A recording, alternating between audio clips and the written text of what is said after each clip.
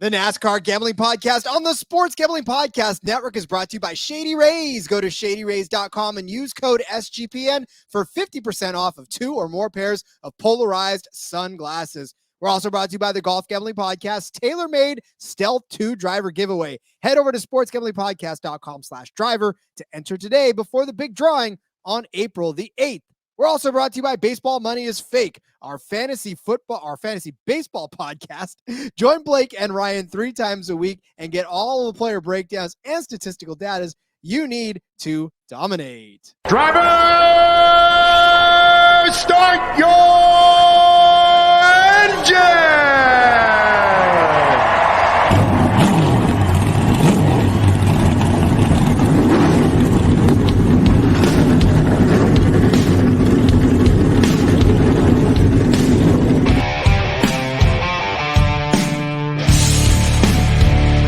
Strap in and pull those belts up tight as the Sports Gambling Podcast Network presents the NASCAR Gambling Podcast. I'll wreck my mom to win a championship. I'll wreck your mom to win a championship.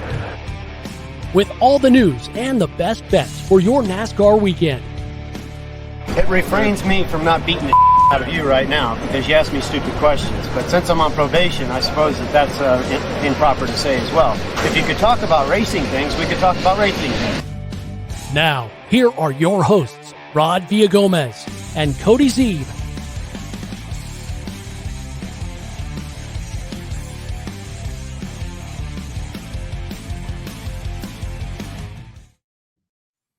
Once again, you're tuned in to the NASCAR Gambling Podcast here on the Sports Gambling Podcast Network. As always, he's Cody Zeeb. As always, I'm Rod Villagomez, welcoming you to yet another episode.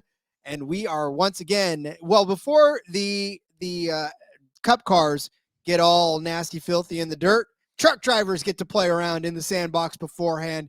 And that is today what we will be covering. Obviously, we talked about it earlier. No Xfinity race. For whatever reason, Xfinity cars are too prissy to get down and dirty in the mud, so they got to get a week off, whatever.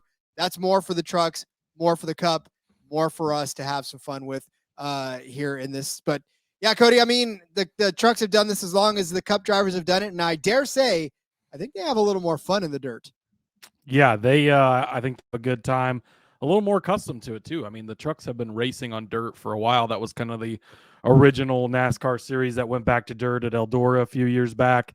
The last couple of seasons, they've done both Bristol dirt and Knoxville over in Iowa on the dirt. Unfortunately, not doing that this season, but it's been plenty of dirt experience for these truck teams.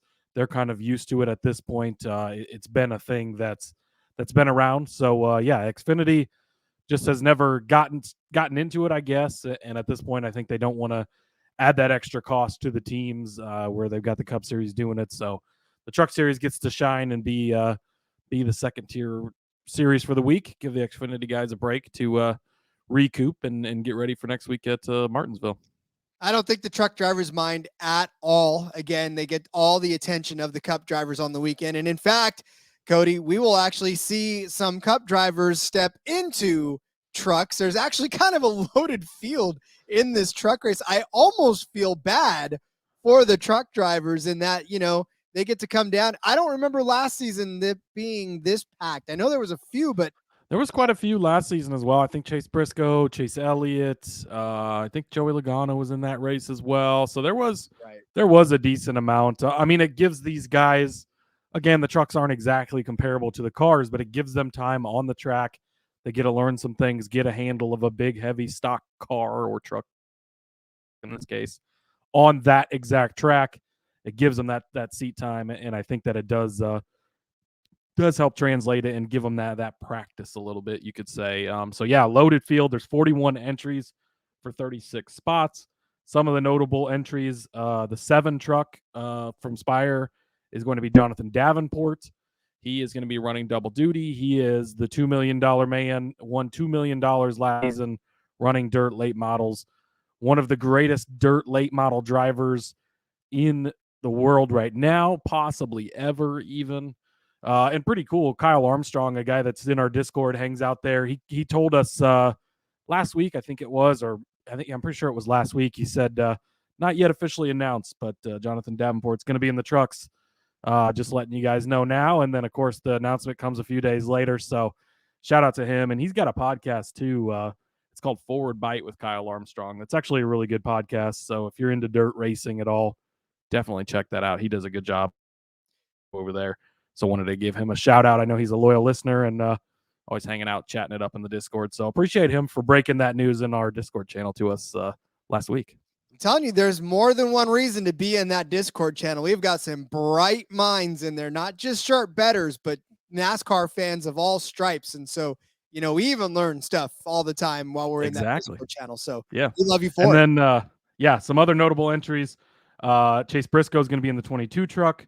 William Byron making his return to Kyle Busch Motorsports in the 51 truck. He, of course, was a Toyota Racing Development driver originally.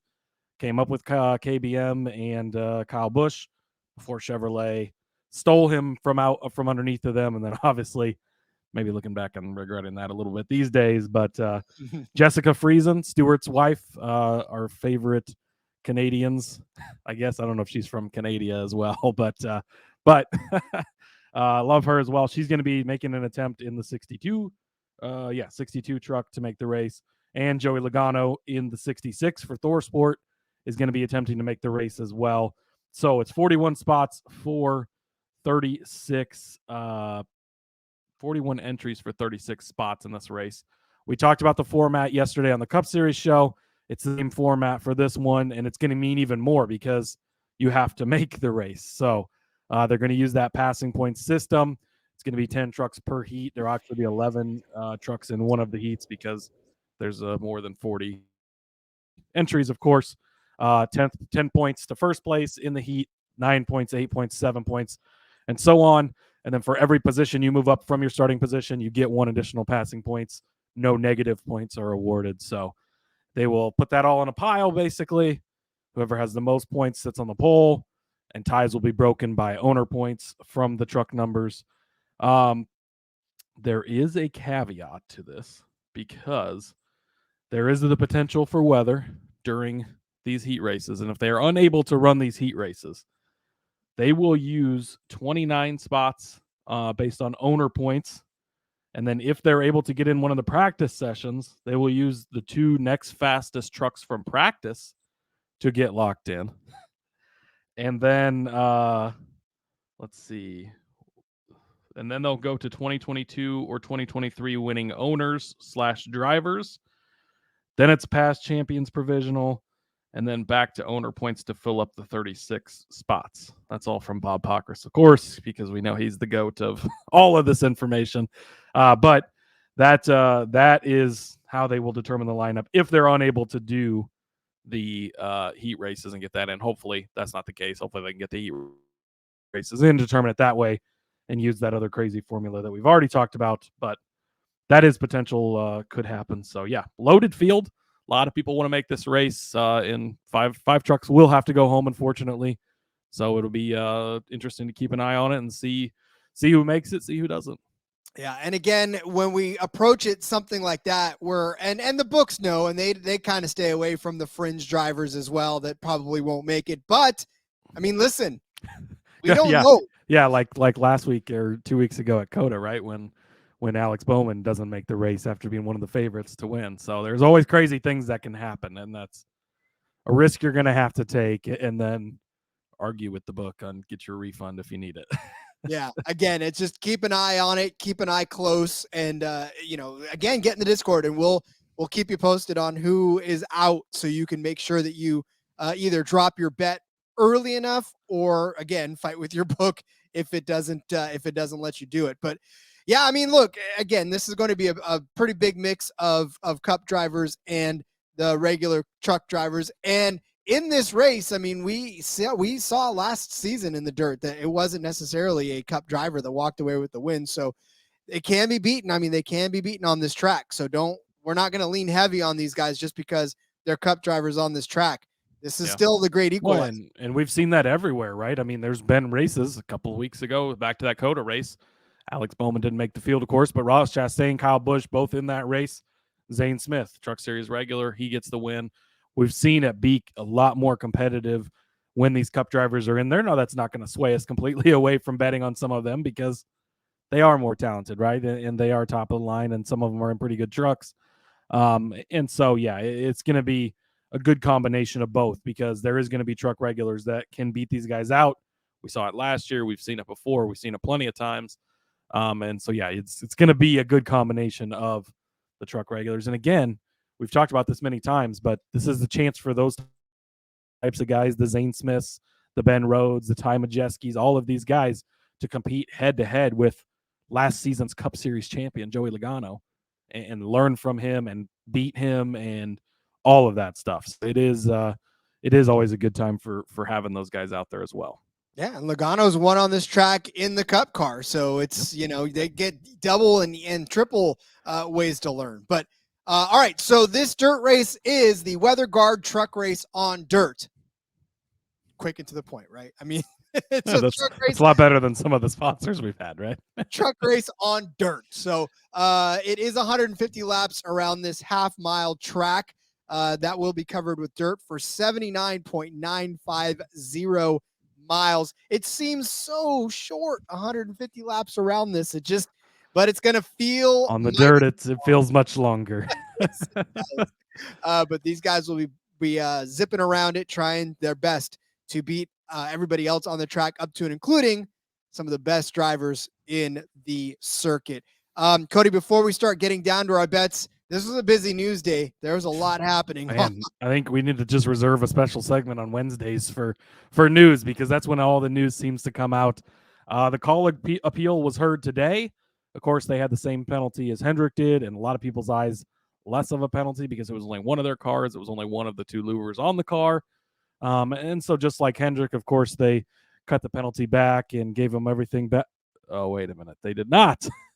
And that is potentially the issue with NASCAR's appeals system. But Kaulig gets a reduction from 100 point regular season points and 100 owners points down to 75 owners points and 75 driver points for being taken away. They also have the reduction of 10 playoff points. So that puts Justin Haley in a huge hole. It was three completely different panel members. And I know like JDK had commented in the Discord channel, well, Hendrick has the big money lawyers, and that's why. Well, lawyers aren't even allowed in these appeals, actually. So Hendrick has to go in there now. I mean, they could probably seek legal advice and maybe they do have a lawyer on retainer for, how do we go about this? But a couple of things to it. Obviously, Hendrick has the star-struck appeal, right? I mean, these people that were on their panel it's so in the way that the appeals thing works, I think it's 25 different members of the appeal committee thing or whatever. And basically like jury selection, they randomly pick three of them or whatever. And those are the three that will sit on any given appeal to be heard. So it was three people last week for Hendrick, three different people for Kaulig today. Denny Hamlin's appeal is tomorrow. It'll be three different people for that. And so it all varies. And I don't think they're necessarily allowed to bring up, like, I don't think Kaulig could have said, well, look, Hendrick had the same thing to a worse degree, and this is what they got. I don't think that's allowed to be argued in these appeals, which also seems strange. But I think the appeal process is a good thing, yes, because they should be able to appeal. But I don't know. It seems like it needs to be a little more straightforward on like, I mean, it's the same violation at the same time. Why is it a different appeal? Why is it a different result? It doesn't seem like a very fair process. I don't know. And so they are allowed to appeal to the final appeals officer from their appeal board, which is Langley Speedway promoter Bill Mullins. He's the one that they can make their final appeal to. Chris Rice was on NASCAR Hub tonight, and he said that they are going to continue forward with the appeal, and they will appeal the appeal.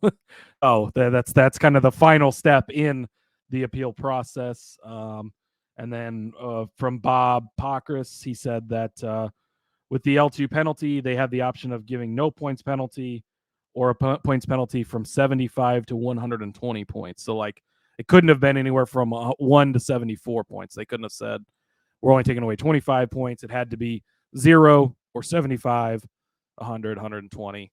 Could be anywhere in there. So, and I know that this is gonna get to the point where people, look at Hendrick and they get all the bias, and NASCAR loves Hendrick. NASCAR doesn't.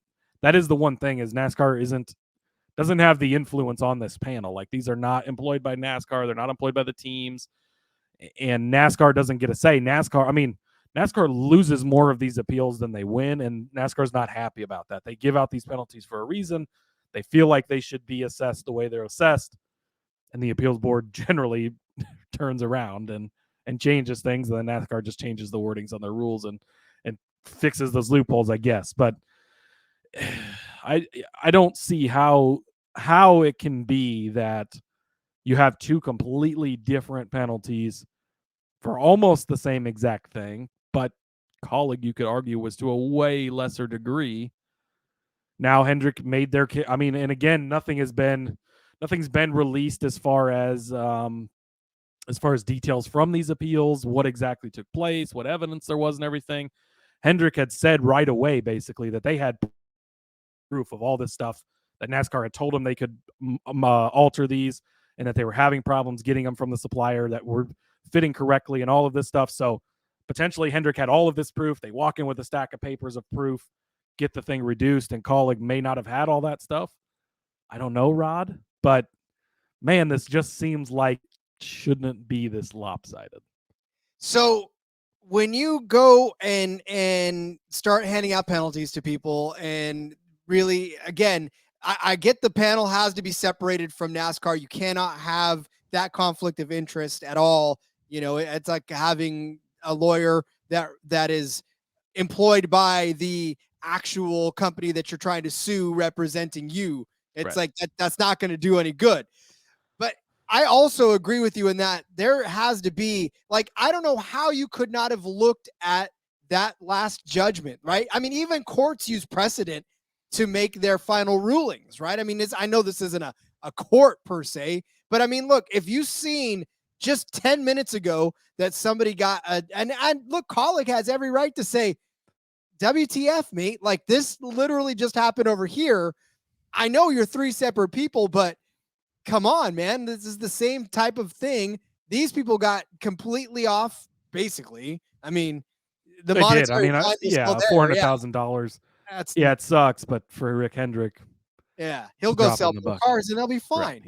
Right. He's not sweating that. No, but Colleague, on the other hand, it's like, how are you going to say my discretion was worse, or if it was the same, then assess the same penalty? It just I guess you could say that this is the problem with just the way that even the legal system works in the United States, right? I mean, you and I could both go to court tomorrow for the same exact offense and get two wildly different sentences as well, even though we did the same thing. We had the same amount of offenses before. I mean, everything could be exactly the same, and it could be two completely different results. And I guess that's part of how the legal system goes, and there is a range of penalties, and you can end up on either side. You can end up in the middle, but it just seems, I don't know. It's really tough because it's the same thing, and they are, 75 points and 75 car owner points. I mean, that could be the difference in them making the playoffs, not making the playoffs. Then you're talking about millions of dollars it's costing. You're talking about potential sponsorship deals. There could be driver incentive for making the playoffs where he gets more money and all this stuff because one of their two louvers and 1 out of 4 between their two cars wasn't quite. And again, we don't think that this has really increased performance. Like, Hendrick never raced with those louvers, and they still were dominant that weekend with the louvers that NASCAR threw on there. So, man, this is really tough, and we're going to be looking back after Daytona if Justin Haley doesn't get a win or find a way to point his way in somehow, and it's going to be like, wow, look how much this appeal. Now, there is that one further appeal step, and maybe they will correct it at that point, hopefully, for Colleague's sake. But we could be looking back and saying, wow, they got super fucked by this appeals process and this appeals panel. Or nothing happens and he doesn't make the playoffs, and we're saying, well, it sucks anyways, but didn't really affect the outcome. It's a long season, man. There's so much to go on. I honestly, I hope that they win this last appeal. I hope that whoever is picked to be that final adjudicator says, you know what, I took a look at what just happened. I know that you're getting screwed, so we'll just make it all The only better. problem is he's one of the guys that just screwed them. So Oh, for the love of God. it is the appeals off. It's the final appeal guy from that actual board that they were just on. So they're reappealing to him, I guess. Maybe without his cohorts, they can tug at his heartstrings. I don't know. What is the movie with what you call it? I'm not good at this game, Rod. I'm not good at the movie. All right. Game. It was the one where Tom Cruise was a naval attorney, and he was like, I object, and they were like, okay, it's already on the record. I strenuously object. That is nothing but add to that. So I like that. A Few Good Men. That's what it was. There you go. Yeah, that was going to be my guess for sure. Yeah, you strenuously object to make sure that they know that you mean business. But yes, I mean, we'll see how it all pans out. Obviously, he's got another shot, and for betting purposes, just don't bet on a Haley future right now. Yeah, and I mean, again, a win could solve all those problems, and they might not have to worry about it. Now it could hurt him in the playoffs again. Losing the 10 points there is going to be critical as well. So it'll be something to keep an eye on. We'll see. And then Denny Hamlin has his appeal heard tomorrow on Thursday, depending on when you're listening to this. But his appeal is Thursday evening, so we'll see how that goes for him and his $50,000 fine and 25-point penalty, I believe, for his podcast comments. Well, if we got fined $50,000 for our podcast comments, I would watch what you say. Well, hopefully, look at among all else, I hope that Denny makes his daddy-daughter dance. That's the one thing that I hope that appeal does not interfere with, because that, my friends, family before I would probably pay the $50,000 if I had to miss a daddy-daughter dance. There's no way I would. For sure, yeah, he can't be missing that. Maybe that will help appeal to his board. I got to hurry up and get out of here for the father-daughter dance, and they'll say, well, all right, you're stamped, you're good, no penalty. So we'll see. maybe that was his lawyer's advice. Start laying that groundwork now. They'll see these genuine, sweet comments from you, and not look at the fact that you just flat out dumped JJ last week, and it'll be fine. Hey, at least they know that they listen to his they listen to his podcast. True. Obviously, that's how they got busted in the first place. All right. One more piece of news. I don't know how serious we should take this, but it is worth watching. There was a team owners meeting today, and let's see, scheduled with team owners, and the entirety of team owners boycotted the meeting. So NASCAR had a meeting scheduled for all NASCAR Cup Series team owners. Obviously, they're currently in negotiations for this new deal, and all of the owners agreed to not show up. None of them showed up. Something to keep an eye on. Of course, now you see all the internet people freaking out. It's going to be like IndyCar and kart. There's going to be a split. We're going to have a new NASCAR. I don't know that we need to go that far. Let's see, Adam Stern was reporting that teams in NASCAR have reached a point of relative satisfaction over a new revenue sharing model. The charter system remains the sticking point. NASCAR chairman Jim France is dead set on making it permanent. So, of course, there's this charter system, right? This gives these teams the opportunity to have some value. It used to be only your equipment, your people were worth something. And, if you folded shop, too bad, see you later. Then you end up with Starcom sold their charter a couple of years ago for like $12 million. So, they just started and parked every week and sat at the back. And then here you go. Here's $12 million. We have no idea what Chip Ganassi got from Justin Marks and Pitbull, but enough that Chip Ganassi wasn't planning on selling, and he walked away from both his charters for the price they paid him. Dale Jr. wants to come into the Cup Series, says the charters are too expensive. And so that's seems to be the main sticking point as far as these negotiations. And then, of course, there's the big argument over the revenue sharing. They're looking for new TV deals. Right now, the tracks, I think, it's 60% of the revenue that comes in. NASCAR owns half the tracks. That's part of it. The teams incur a lot of costs, all this stuff. So, yeah, going to be something to keep an eye on. I'm not overly concerned at this point. I don't know that we're headed for that IndyCar kart split and we're going to have 2 series. Although we might have to do a spinoff podcast and cover both series from the betting angle. So from a business standpoint, maybe that would work out for us, Rod. But from a fan standpoint, I hope that doesn't happen and NASCAR just stays whole. But I'm not sounding that alarm just yet, but something to keep an eye on for sure. We'll do the Raxon, right? Because they'll just go RACS, Raxon Gambling Podcast instead of NASCAR. I don't know. There you go. Yeah, we might need to work on something that sounds a little better, but well, they would have to come up with it. Well, yeah, whatever they come up with, we'll just unless they hire us. I don't care. We'll be your marketing man. Just don't take Raxon because that's dumb. Yes, good call. All right. Well, then I think it's time to start setting up some bets then for this race. And of course, as always, we do have to step away real quick to pay some bills. But when we come back, we'll help pay your bills with some cashing tickets.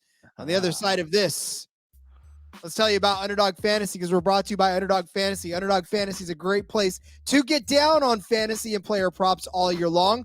Underdog Fantasy has your favorite NBA, NHL, and MLB daily games. Plus, they're already doing best ball drafts for the 2023 NFL season. Head over to UnderdogFantasy.com and use the promo code SGPN for a 100% deposit bonus up to $100. That's UnderdogFantasy.com, promo code SGPN.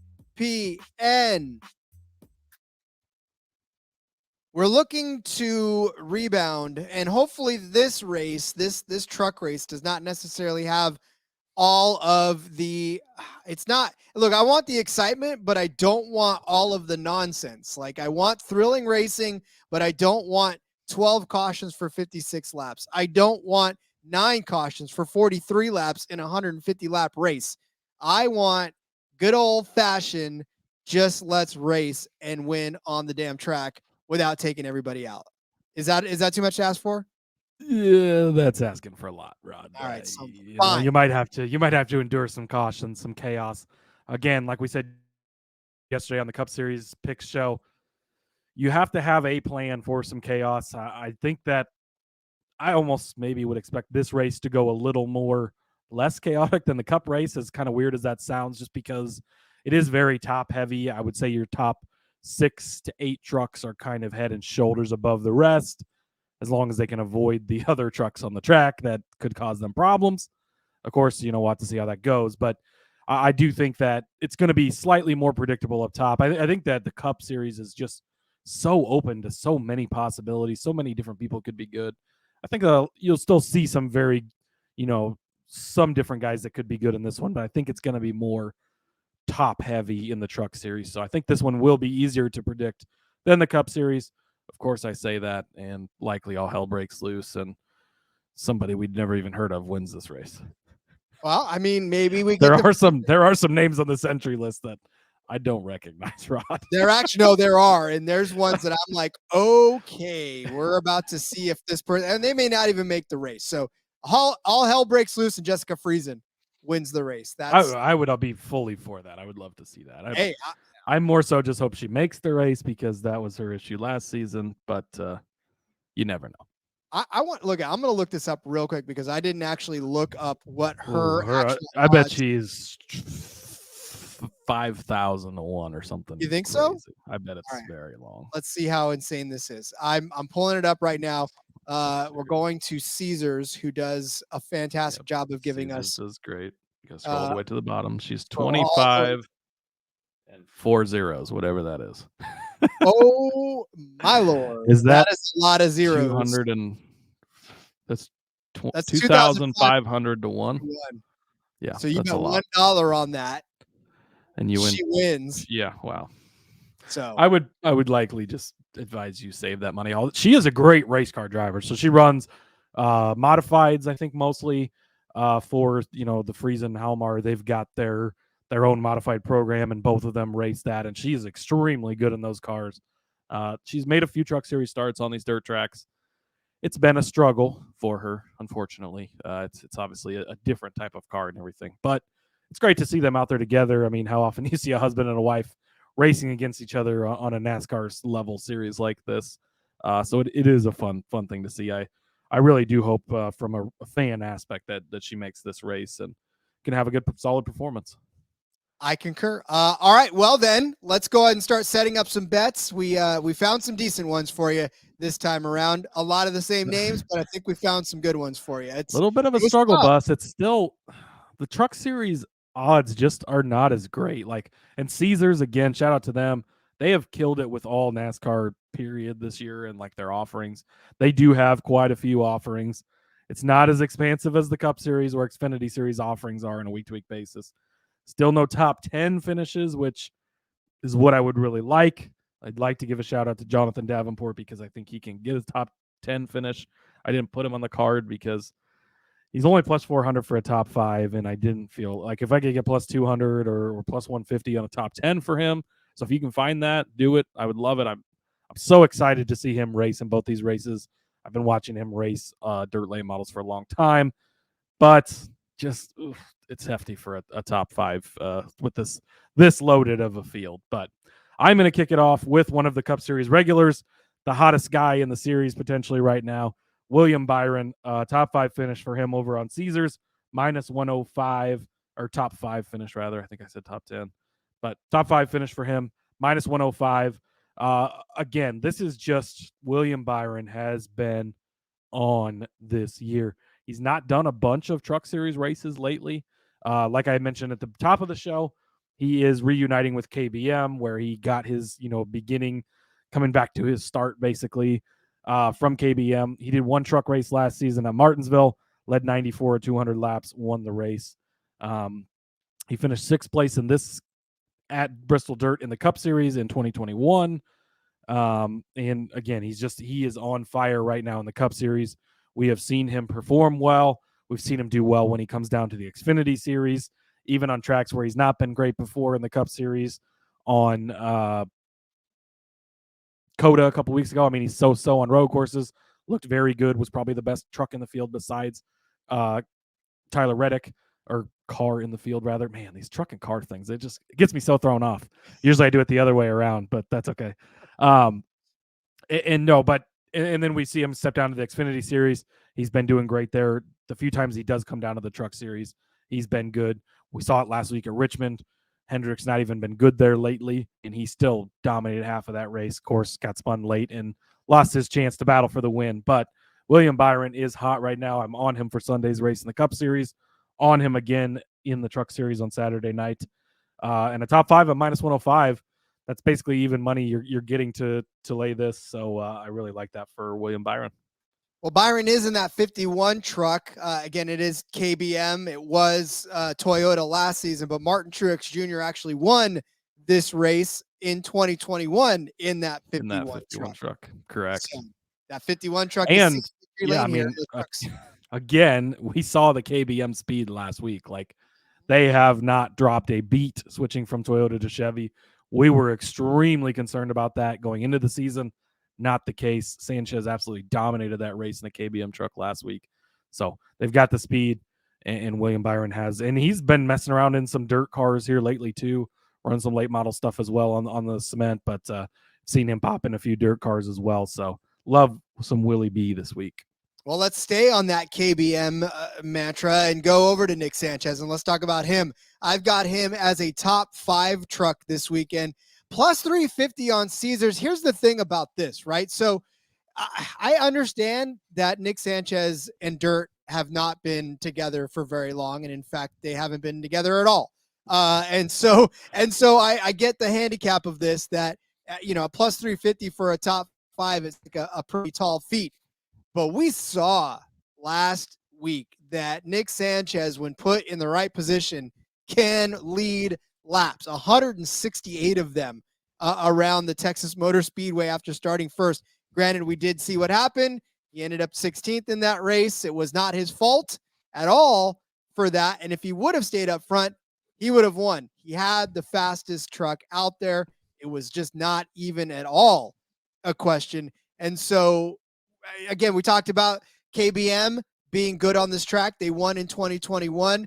But not just that.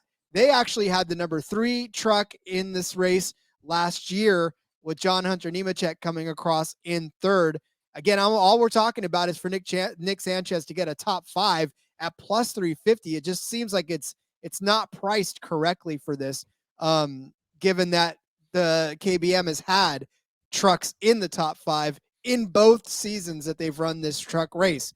So again, like I said, Nick Sanchez, the only wild card in this is that we haven't seen him race this truck on the dirt. But I'm willing to bet that this might even play into his hands because he is a solid, aggressive driver in great equipment. And if he can qualify well, if he can get through those qualifying heats up front, I think it's going to be very hard for people to get around him. And if he does get past, it won't be by 4 other cars or 4 other trucks, rather. I think Nick Sanchez has a very, very real possibility of turning a top 5 finish in this week. And like I said, I absolutely love plus 350 for this to happen because, you're tripling up and that's a pretty good deal on a very fast truck, especially a guy who got screwed out of a good finish last week. I think he's out to prove that wasn't a fluke. Yeah, 100%. I fully endorse this. I have got more Nick Sanchez down the road, so I'll save my talking points for that. But I am fully with you on this. I feel like it's great value at plus 350. Probably juiced up a little more because of the amount of Cup drivers in this race, which is fine. They can have problems too. They can have issues. They can get in wrecks, and that opens things up for Sanchez. And again, in the equipment he's in, I wouldn't be surprised if he could just beat some of them anyways. Does Parker Kligerman ever enter a Truck Series race and I bet on him, Rod? The answer is no. Of course, I have to find a way to bet on Parker Kligerman in the Truck Series. I'm going to take him for a top 5 plus 350.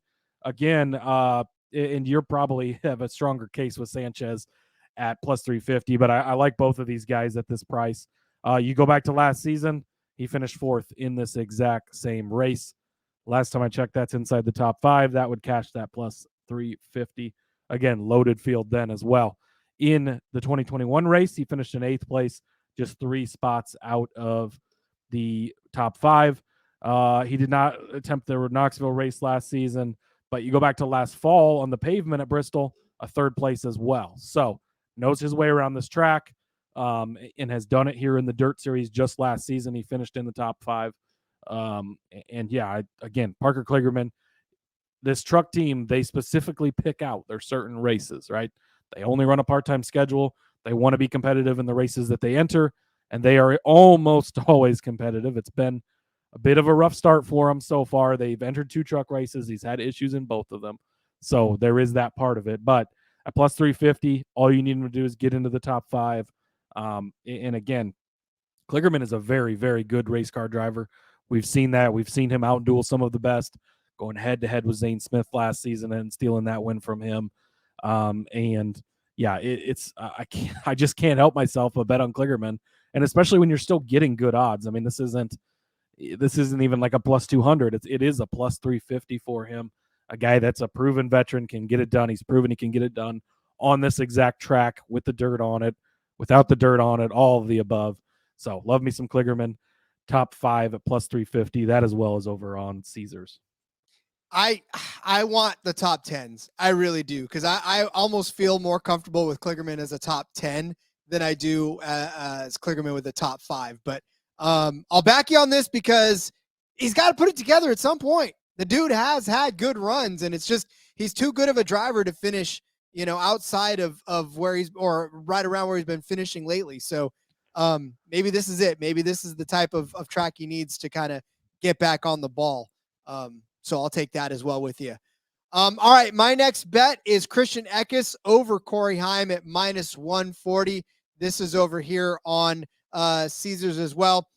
Here's the thing about this one, and I'm going to contradict myself because I'm going to read you off Christian Eckes's finishes this season and then Corey Heim's finishes this season. Christian Eckes got off to a hot start, 3rd place, 6th place, and 1.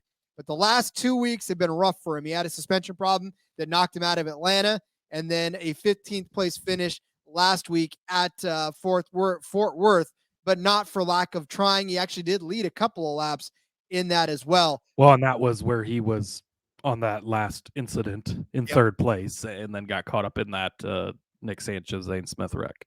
Yep. So that was again no fault of his own to finish that deep in the field. So he was on a third place run up to the end of that race.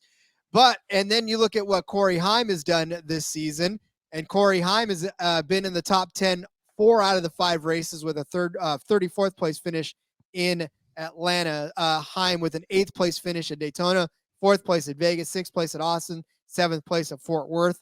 Again, nice solid runs. But where I draw the line is that Christian Eckes has a success on this track in the dirt, whereas Corey Heim has not attempted a race here or in Knoxville either. So this is going to be all new to Corey Heim, whereas Christian Eckes went from 19th place start to a 5th place finish in the 2022 dirt race here. Of course, that was in the 19. That was he's definitely not in the. Oh, I'm sorry, he's in the 98. The 98. Yeah, not the 9. But you can argue the 9's a better truck than the 98, and if he can get it done in the 98, I have a feeling he can get it done in the 9. If nothing happens to him, if he stays, well, I guess you can't say clean on a dirt track. If he stays untouched too much. You just have to get dirty in the right way. Yeah, if he can get dirty in the right way and finish up with all the bumpers and all of the bed in one piece, again, I have a feeling he's going to finish over Heim. I know this is juiced at minus 140, but Cody, you only pay the juice if you lose, and I'm fairly confident we're not going to. The books know that this is probably going to be a bet that swings in this direction, so I'm going to follow him on this one and take this bet. Yeah, again, Eckes is another guy I'm going to talk about in a little bit. I've got another bet on him. Really like him.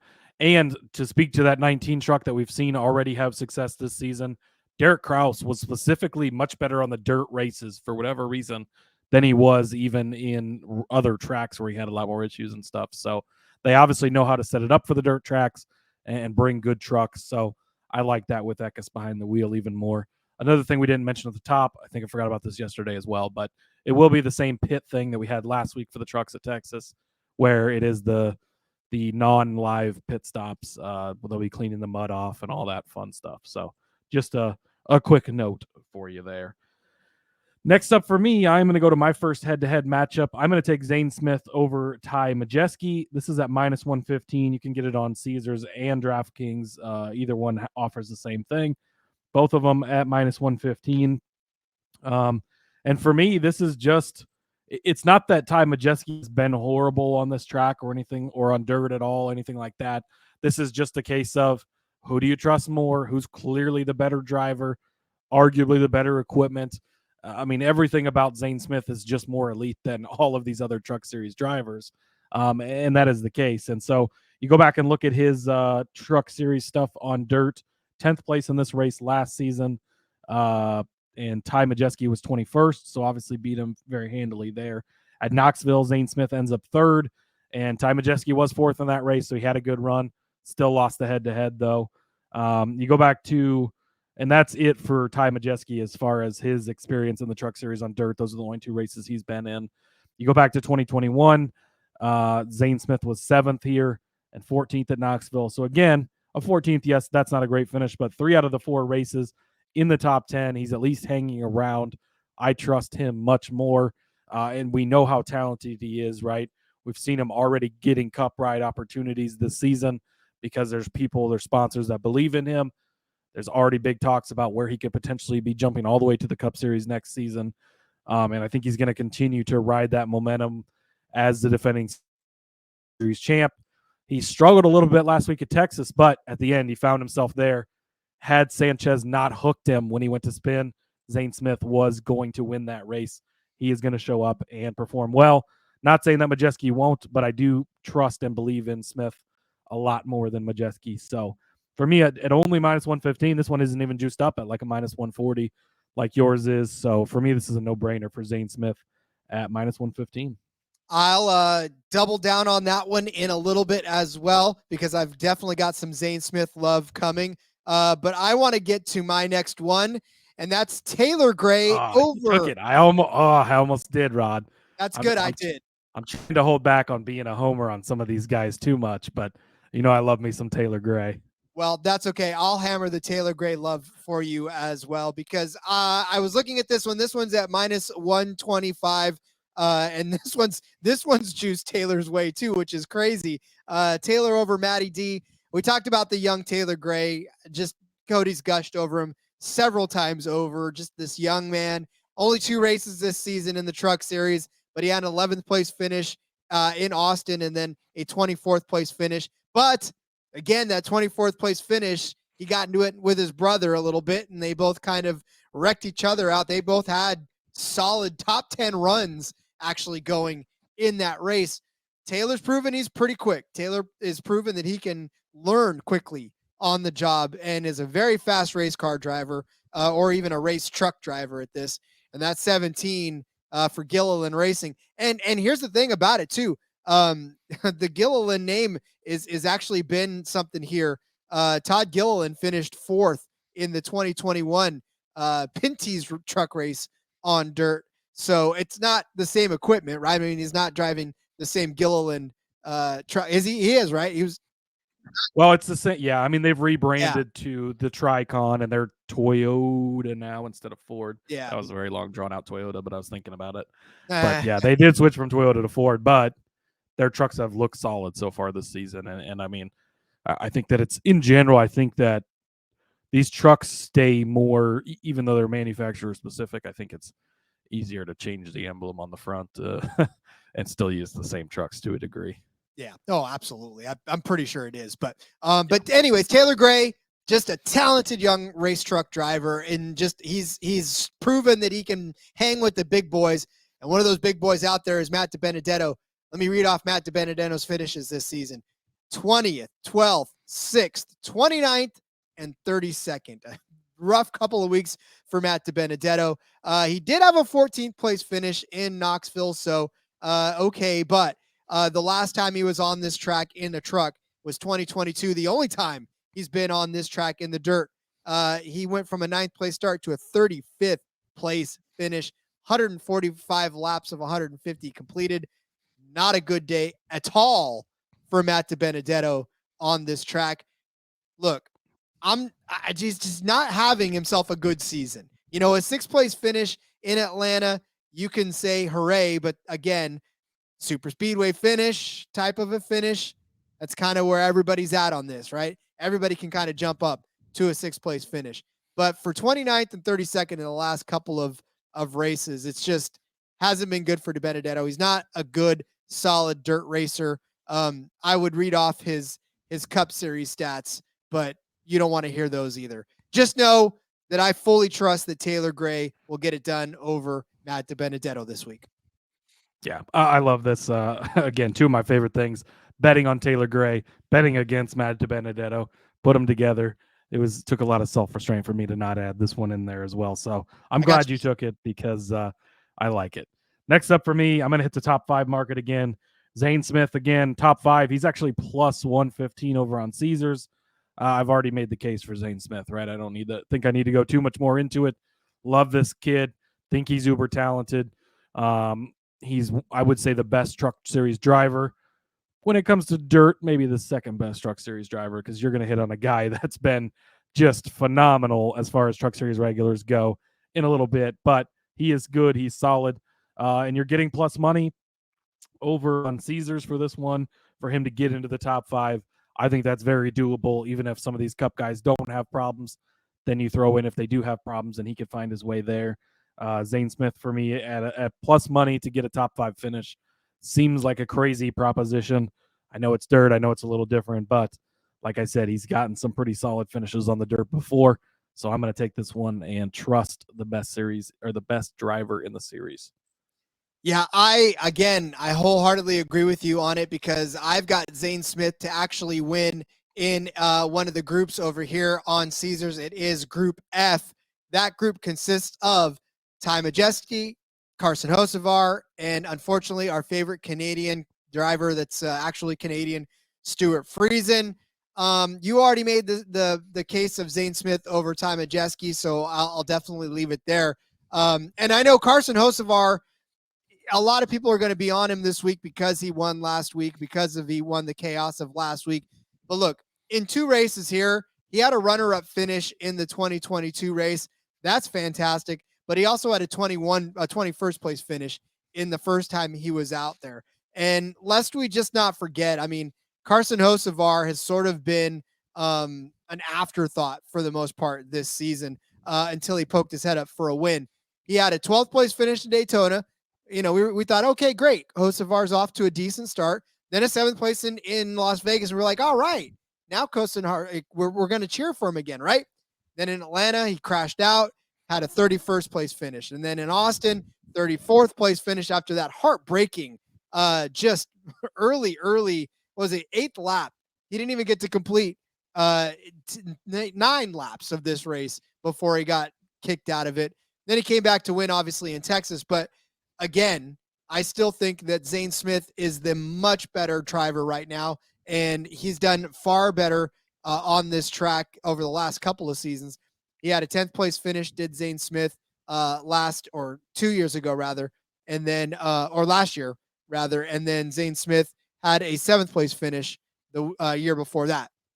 So I think, like I said, just a much better showing there. For Stuart Friesen, this has not been his track. He's had a 12th place and 11th place finish just outside of the top 10 on both of them. Again, not for lack of talent. He started 7th, started 3rd, but was unfortunately not able to keep that position and fell back. I just think Zane Smith is going to be the better driver out of all of that group. I really do. I think, in fact, he's got a hot shot to win this one. I don't know that he will. He probably won't. But I think if anybody does, he could out of this group. And so, you know, that translates into a top 3, top 5, where I don't think the rest of these guys have that much of a shot for a top 3 or top 5. Yeah, and crazy. He's actually 8-1 to win this race, which if you'd have said to me at the beginning of the season, you're getting Zane Smith 8-1 anywhere, it's kind of crazy. Neither of us are on him, unfortunately, to win, but we do expect solid performances from him. No arguments from me here. Again, I already made the case against Majeski. Hocevar, he's had some solid runs. Yeah, he won last week, but he just happened to be in the right place at the right time in 4th place. So props to him. I'm glad he won. We're happy to see him in victory lane. We love the kid. And then Stuart Friesen, again, known dirt track guy, right? He's the guy you think of. Hasn't had the best results here. So, again, you're just relying on Zane being the best driver and having the most talent out of all these guys, and probably the best truck as well. So fully back you on this. Next up, I am going to take a book out of your page, Rod. I was going back and forth on which direction to work the numbers into this. There's some pretty different ways to go with the odds, the winning numbers stuff this week. So over on Caesars, I took the winning number odd at plus 120 rather. Even is at minus 150, which I thought was kind of crazy.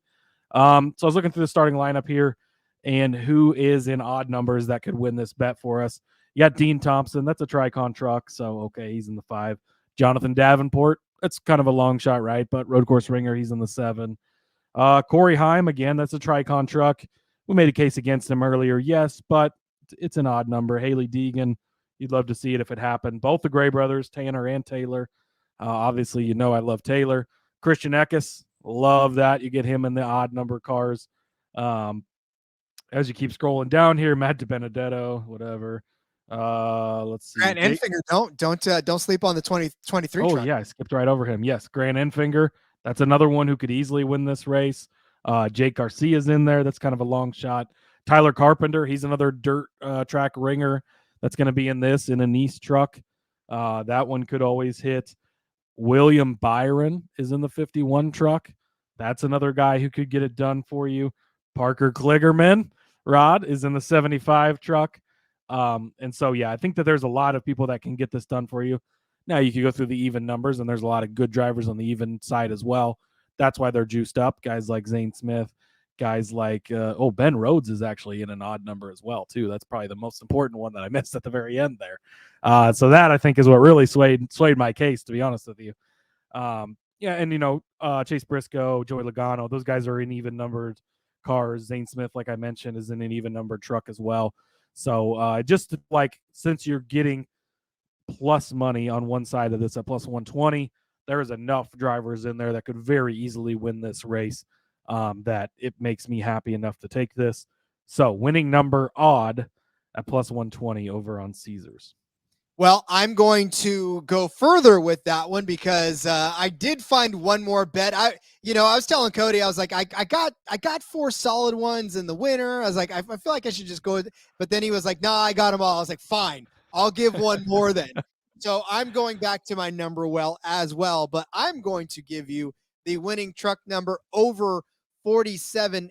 Are you going over or under? I'm going over. Because you wrote under. Did I write under? You did write under. Okay, well, better make sure you know which side you want to be on. No. I'm over because the over's at plus. I'm sorry. Oh, shoot. Yeah, this is under. Long day. Oh, boy. Full disclosure, I went to the Jelly Belly factory, so I'm all hopped up on sugar. I'm very sad I did not get an invite to. Thanks, Rob. I apologize for that. Yeah, that was a lot of fun with the family. We went to the Jelly Belly factory, so I'm all hopped up on sugar right now. So I could barely read my own typing. Yes, I took the under because the under is at plus money. It's at plus 110 and under 47.5. I know that there's some heavy hitters above 47.5. Cody just read off a few of them, namely William Byron. And in fact, we'll talk about another one later on down the road. But the under 47.5 still has some pretty hot drivers right now too. You know, you talk about Nick Sanchez, who could definitely win this. We talked about both Grays who could sneak in a win. Those are a couple of the guys. Grant Enfinger, like I said, Chase Briscoe is in that mix. Christian Eckes is in that mix. Zane Smith is in that mix, right? All of those guys, even Carson Hocevar, if you really want to get crazy with it. There's a lot of heavy hitters because really above 47.5, there's only 1, 2, 3, 4, 5, 6, 7, 8, 9, 10 trucks listed. But remember, that contains names like Jessica Friesen that may not make it. Timmy Hill may not make it. Those are a couple of the names on there that may not make this off of this list. So, and hell, some of the other guys, some of the, maybe even William Byron accidentally doesn't make it. It would screw. You take that back right now, Rod. I'm just saying, prepare for chaos. Or Joey Logano pulls out, whatever, right? But you've got the majority of the field above 47.5. I feel like that's a good hedge should anything happen. And at plus 110, you can make this work for you that if one of those trucks ends up winning, you cash this ticket and you're not any worse for the wear. Yeah, I like it. Again, you're getting a majority of the field. We know anything can happen. We can have surprise winners. Both Cup Series drivers that have won this race were total, complete surprises that nobody really saw coming. So, yeah, I like it. Me too. And I don't argue with you on numbered bets because you're really good at them. Well, listen, I have seen too many of my bets, especially outrights, go up in flames almost literally over the last few weeks, just, because of craziness. And so one way to hedge off of the person that I picked is to pick the whole rest of the field underneath them. This is about the closest thing you can get to betting the field as you can in truck racing. So, yeah, like I said, absolutely. All right. Well, speaking of winners, we'll give you those winners when we come back from our second break to tell you about our driver giveaway, because we're brought to you by the Golf Gambling Podcast and their tailor-made driver contest. This contest is completely free to enter, and you have a chance to win an awesome tailor-made driver. Drawing is going to take place on Sunday, April the 8th, so make sure you get in by going to sportsgamblingpodcast.com/driver. That's sportsgamblingpodcast.com/driver. All right, speaking of drivers, I know I made that joke yesterday, but if you didn't listen to the Cup race or the Cup show, it's new to you. You've never heard it before. So, speaking of drivers, one of them's going to win. Let's drivers. Yes. Yes. Okay. For me, I am going to go with William Byron. I am fully in love with Willie B this week. He is plus 700 over on DraftKings. Again, I've already made the case. Hottest driver in the Cup Series right now. He is on fire. The only guy with multiple wins. He's been solid when he's been in the trucks. He's in a KBM truck. We know these trucks are always good anywhere and everywhere. I expect a great day from Willie B. Plus 700. I love this bet. Christian Eckes, you talked about him earlier, 18-1 over on Caesars. Another guy that I love this weekend. Again, I talked about that 19 truck being very good with Derek Kraus behind the wheel. Christian Eckes is a major step up as far as drivers go. He finished 5th in this race last season. Again, that's a very solid, good finish in a loaded field. He can improve that spot a couple of positions. I could see him winning. He was 12th over at Knoxville. And then you have to go all the way back to 2019 for his previous dirt race, but he finished 6th place at Eldora then. So he's got dirt experience in the truck series. He's got solid results. He can keep himself in the mix, and an 18-1 be in the mix at the end is what you're looking for. So Christian Eckes, 18-1 over on Caesars. And then Nick Sanchez, 33-1 over on BetMGM, Rod. Shop around. That's what we always preach, right? Because you can get different prices, different places. He's like 20-1. I saw in one book, 33-1 over on MGM. So shop around, get that good price for you. But he led 168 of 171 laps last week. Also in not technically a KBM truck. I think it's Rev Racing, but it's basically a KBM truck. We saw, obviously, it is very fast. Obviously, it's very good. He's been a solid driver. He's only got 5 starts in the truck series. 2 of them have been top 10s already, though.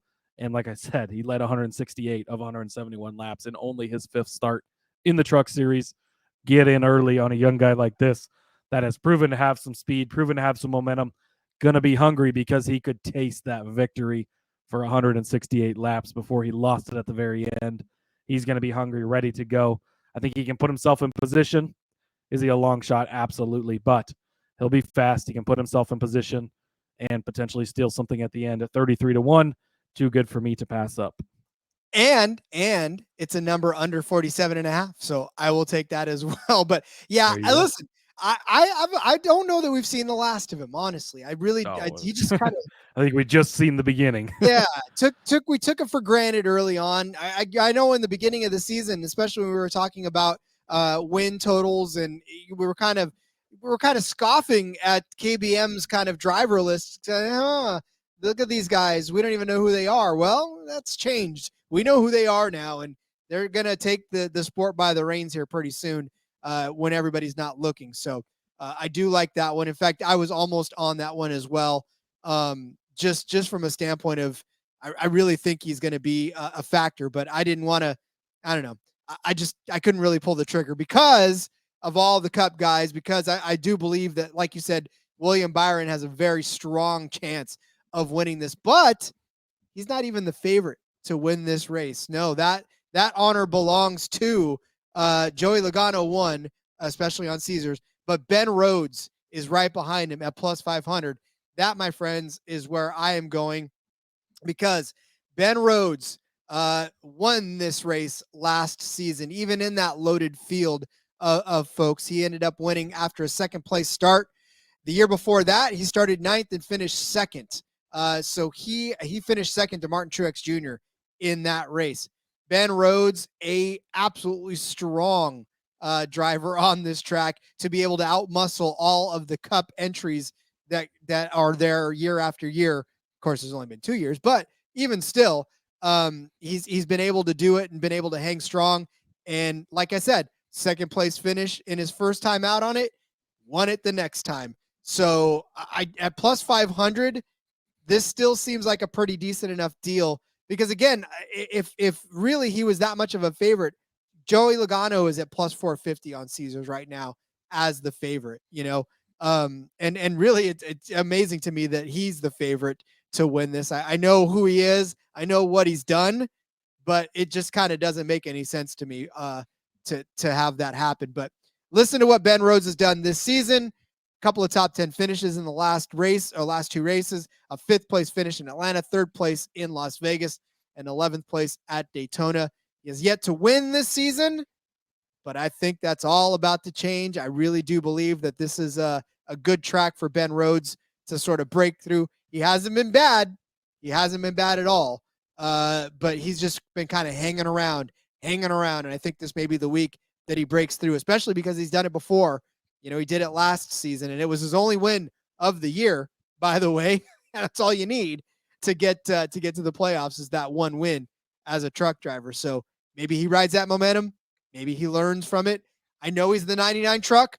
I know it. I would void that bet for under 47.5, but at plus 500, I'm not crying too much if that happens.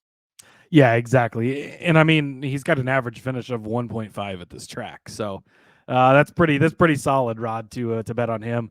He's been good everywhere we've gone on dirt, just seems to have a knack for it.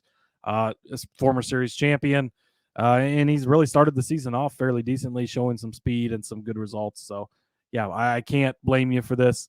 I do think that Joey is in a Thor Sport Truck this season, which is different from what he's had in the past. I think that probably boosts him up there. He has one here in the Cup Series, obviously. Had a decent result last season. I think he ended up finishing 6th, so nothing crazy, but Rhodes beat him easily. So I do like the Rhodes pick on this as well. I fully endorse this, and I think that he's likely going to be one of the best trucks all day. And again, when you compare him to some of the Cup Series regulars, he's in these trucks, not each, I guess, each and every week for what they run, but enough that he's in this truck every time it's out there, knows his team, he's comfortable with his team, with Thor Sport, how they set things up, all this stuff. Whereas it's different for these Cup Series guys who aren't used to the Truck Series as much. And so Rhodes does have that advantage as well. So, yeah, I like this pick. Yeah, only 2 drivers led laps in that race, and that was Ben Rhodes and Carson Hocevar. Ben Rhodes, 95 of them, Carson Hocevar, 55 of them. So that tells you anything. I think we're all set for a Ben Rhodes win this week as well. May not lead all the laps, but I think you'll lead at least the last, and that's all you need to cash this. So, all right. Saw that last week. All you need, and not even the whole last lap. Yeah, all he did was lead like a quarter of the lap, and the 100 caution came feet. out. So, I don't, whatever it was. Good. Hey, that's all that counts. It is all that counts. All right, let's get out your pen and paper. Let's write down all of these bets and get you sent off on your way to go place them. Cody started you out with Willie B as a top 5 truck at minus 105. You find that on Caesars. I gave you Nick Sanchez as a top 5 truck at plus 350, also at Caesars. And then Cody gave you Kligerman as a top 5. I think we pretty much set the top 5 for you at plus 350. And then I gave you Christian Eckes over Corey Heim at minus 140. And then Cody gave you Zane Smith over Ty Majeski at minus 115, both on Caesars and DK. I gave you Taylor Gray over Matty D at minus 125. And then Cody gave you Zane Smith as a top 5 truck at plus 115. I gave you Zane Smith as the winner of Group F over there on Caesars at plus 175. Cody gave you the winning number is odd, the winning truck number being odd at plus 120. I said that the winning truck number would be under 47.5 at plus 110. Cody said Willie B at 7-1, Christian Eckes at 18-1, and then Nick Sanchez at 33-1 over an MGM would be the winners, while I gave you Ben Rhodes at a paltry 5-1, but still I think is one that could very well cash. So you'll take 5 times your money if he does. I don't think he'll complain at all. I don't think so. So, all right. Well, again, this is the Saturday race, right? There will be plenty of heat races going on Saturday, right? Because that's Saturday's the heat races for the truck and for the Cup Series before they set their starting grids. Yeah, so I think we've got let me pull up the full weekend schedule, but I think we have practice on Friday, I do recall. There is practice on Friday. Yep, practice on Friday. Practice 1 and practice 2 are on Friday. And then, Saturday will be the heat races, followed by the main show. I think it's the truck heat races, then the Cup heat races, then the truck race, and then the Cup race, obviously, is Sunday evening. Yep. Saturday, 4:30 Pacific or 4:30 p.m. Eastern is when the first qualifying race is for the trucks. And then, of course, 6 o'clock for the Cup Series. So, all right. Well, Cody, we wrapped up our betting previews early. It's kind of sad. Oh, I know. It is sad. No Xfinity this week. So, unfortunately, don't have that. But we got a fun episode planned for later in the week to fill that gap, but still get your fill of the NASCAR Gambling Podcast for this week. Yep, we're going to have some fun. I know we will. So, all right, Cody, as we put a pin in this one, why don't you let everybody know where they can find you on social media? Yep. Follow me on Twitter at Husker_Zeeb. Follow the show as well at NASCAR Gambling. And again, join the Discord, get in there, get in the conversation, have fun over there. Shout out to those guys. They're always keeping it strong. Always keeping it strong. That is a channel that every other or SGPN channel is looking to be. Just so you know. All right, follow me on Twitter at RJ Villagomez. Link in the bio to everything I got going on, whether it is here, whether it's in between media. The Back Road is on tomorrow. Catch them. I, of course, will be here holding it down with Cody for our show, but they'll soldier on without me for this week and then come back again next week. They got some fun stuff planned. In the meantime, go back, check us out on YouTube if you would like to do that as well. We're there. And, of course, to you loyal subscribers and people downloading the podcast on the regular, we love you. We appreciate you. You're what drives the train. So keep doing that. Leave us a review if you like. Just tell us a little something that you like about us. Doesn't have to be big. Just these guys are nice. That's all I want. All right, we'll see you tomorrow with DFS. Until then, let's go racing and let it ride.